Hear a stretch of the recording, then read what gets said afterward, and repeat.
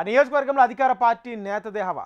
ఆయన ఏ పార్టీలో ఉంటే ఆ పార్టీని అధికారంలో ఉండడంతో ఆ నియోజకవర్గంలో తాను చెప్పిందే వేదం అన్నట్లు కొనసాగుతుందట. అధికార పార్టీ నేత కావడం, ముఖ్యమంత్రికి అత్యంత సన్నిహితుడు కూడా కావడంతో పోలీస్ శాఖ మొదలు అన్ని శాఖలు అధికారులు ఆయనకు గీసిన గీతే లక్ష్మణ రేఖ అవుతుందట. స్థానిక ఎంపీ ఒకరు ఆ నేతకు చెక్ పెట్టే ప్రయత్నం ఆయన మెడకే చుట్టుకునేలా మారిందట. అంతలా చక్రం తిప్పుతున్న ఆ నాయకుడిపైనే అధిష్టానానికి కంప్లైంట్ చేసే సాహసం చేయడమేంటని రాజకీయ విశ్లేషకులు చర్చించుకుంటున్నారు. ఎమ్మెల్యేగా ఓడిపోయినా అన్ని వ్యవహారాలను తన రిమోట్తో కంట్రోల్ చేస్తూ అధికార దర్పాన్ని ప్రదర్శిస్తున్నారట. ఇంతకీ ఎవరు అధికార పార్టీ నేత? ఏంటా story? What's the story? Jogulamba Gadwal జిల్లాలోని అలంపూర్ నియోజకవర్గంలో ఏఐసీసీ కార్యదర్శి సంపత్ కుమార్ చరిష్మా ఏమాత్రం తగ్గటం లేదట. ఒక్క అలంపూర్ నియోజకవర్గంలోనే కాదు, గద్వాల జిల్లా అంతటా సంపత్ కుమార్ మాటే వేదవాక్కు అన్నట్టు పరిస్థితులు కొనసాగుతున్నాయట. అలంపూర్లో తాను ఓడినా రాష్ట్రంలో కాంగ్రెస్ పార్టీ అధికారంలోకి రావటం సంపత్ కుమార్కు బాగానే కలిసొచ్చిందన్న టాక్ బలంగా వినిపిస్తోంది. ఇప్పుడు అలంపూర్ నియోజకవర్గంలో సంపత్ కుమార్ ఏది చెప్తే అది క్షణాల్లో జరిగిపోతోందట. నియోజకవర్గంలో తాను ఓడిపోయినా రాష్ట్రంలో పార్టీ అధికారంలోకి రావడంతో అన్ని శాఖల అధికారులు, ముఖ్యంగా పోలీస్ శాఖను తన గుప్పిట పెట్టుకుని అధికారం చెలాయిస్తున్నారన్న టాక్ జోరుగా సాగుతోంది. ఇందుకు పలు సందర్భాల్లో జరిగిన సంఘటనలు రుజువు చేస్తున్నాయి. జోగులాంబ గద్వాల జిల్లాలోని 2 అసెంబ్లీ నియోజకవర్గాలైన అలంపూర్, గద్వాలలో సంపత్ కుమార్ ఏది చెప్తే అది చకచకా జరిగిపోవాల్సిన పరిస్థితులు నెలకొన్నాయంటున్నారు. ఏఐసీసీ కార్యదర్శి హోదాలో సంపత్ కుమార్ కాంగ్రెస్ పార్టీ అధికారంలోకి వచ్చిన నాటి నుంచి గద్వాల జిల్లాలో కాంగ్రెస్ పార్టీ కార్యక్రమాలకే కాదు, అధికారిక కార్యక్రమాలకు సైతం అన్నీ తానై వ్యవహరిస్తున్నారట. అలంపూర్లో తనపై గెలిచిన బీఆర్ఎస్ ఎమ్మెల్యే అజేయుడిని డమ్మీ చేస్తూ అటు పార్టీలో కలిసిన గద్వాల ఎమ్మెల్యే బండ్ల కృష్ణమోహన్ రెడ్డిని సైతం పక్కన పెడుతూ సంపత్ కుమార్ ఒంటెద్దు పోకడను కొనసాగిస్తున్నారన్న గుసగుసలు వినిపిస్తున్నాయి. ఈ క్రమంలో ఎదుటివారు ఉన్నతాధికారులైనా, పోలీసులైనా తన మాట వినకపోతే వారిని బదిలీ చేయించడానికి కూడా వెనకాడటం లేదట సంపత్ కుమార్. సంపత్ కుమార్ అధికారులనే కాదు, తనను కాదని సొంత పార్టీ నేతలు ఏమైనా కార్యక్రమాలు చేపట్టినా వారిపై అధిష్టానానికి ఫిర్యాదులు చేస్తున్నారట. ఇటీవల జరిగిన ఓ సంఘటనను ఉదాహరణగా చెప్తున్నారు. సంపత్ కుమార్ ఆగడాలు ఎక్కువయ్యాయని భావించిన స్థానిక ఎంపీ మల్లు రవి అజేయుడిని వెనకేసుకు వచ్చే ప్రయత్నం చేశారట. దీంతో ఎంపీ మల్లు రవిపై అధిష్టానానికి ఫిర్యాదు కూడా చేశారట సంపత్ కుమార్.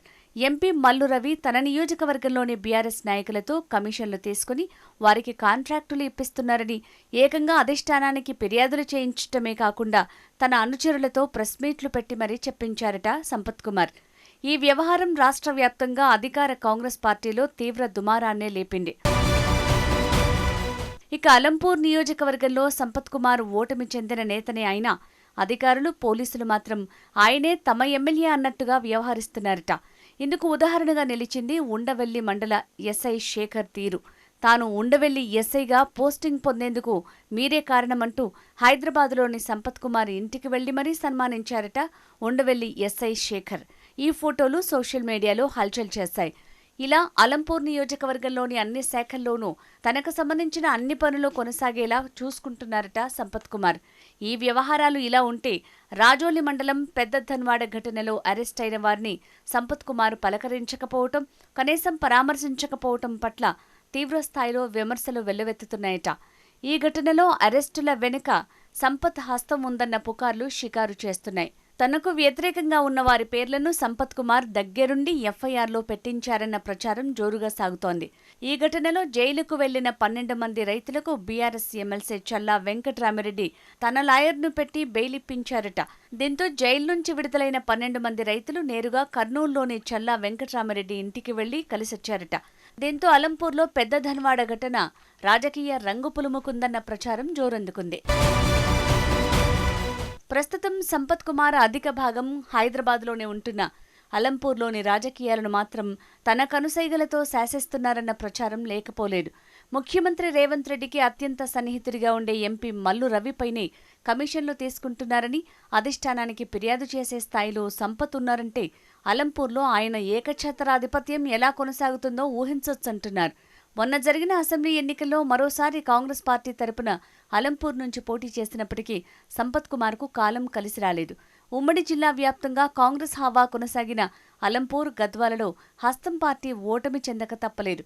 అందులో అలంపూర్ నుంచి పోటీ చేసిన ఏఐసీసీ కార్యదర్శి సంపత్ కుమార్ను మాత్రం దురదృష్టం వెంటాడిందని చెప్పక తప్పదు.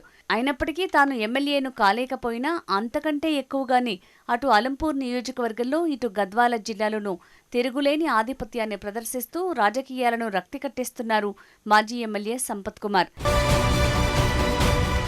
అంతేకాదు బీఆర్ఎస్ నేతలైన ఎమ్మెల్సీ చల్లా వెంకట్రామిరెడ్డిని, ఎమ్మెల్యే విజయుడిని కాంగ్రెస్ పార్టీలోకి రానివ్వబోనని శపథం చేశారట సంపత్ కుమార్. ఆ శపథంలోనూ తాను విజయం సాధిస్తూ వస్తున్నారు. ఈ క్రమంలోనే అలంపూర్ నియోజకవర్గంలో పాలనను తన కనుసైగల్లో పెట్టుకుంటూ ముందుకు సాగుతున్నారట. గులాబీ పార్టీకి చెందిన 2 నేతలను కాంగ్రెస్ పార్టీలో చేర్చుకునే విషయంలో ఎంపీ అయినా మంత్రులైనా డోంట్ కేర్ అంటున్నారట సంపత్ కుమార్. అవసరమైతే ఎదిరించేందుకు సైతం వెనకడుగు వేయటం లేదట సంపత్ కుమార్. దీంతో అలంపూర్లో ఉన్న 2 బీఆర్ఎస్ నేతలు ఎమ్మెల్సీ చల్లా వెంకట్రామిరెడ్డి, ఎమ్మెల్యే విజయుడు కాంగ్రెస్ కండువా కప్పుకోవడం ఇక అసాధ్యమేనన్న చర్చ అలంపూర్ నియోజకవర్గంలో జోరుగా సాగుతోంది. మొత్తంగా అలంపూర్ నియోజకవర్గంలో కేవలం ఓ కాంగ్రెస్ నేతగానే ఉన్న సంపత్ కుమార్ మాటే వేదవాక్కు అన్నట్టు అటు అధికార యంత్రాంగం ఇటు ప్రజాప్రతినిధులు వ్యవహరిస్తున్నారట. దీంతో ప్రోటోకాల్ ప్రకారం ఏ పదవి లేకపోయినా సంపత్ హావా చూసి ప్రతిపక్ష పార్టీల నేతలు, నియోజకవర్గ ప్రజలు ముక్కును వేలేసుకుంటున్నారట.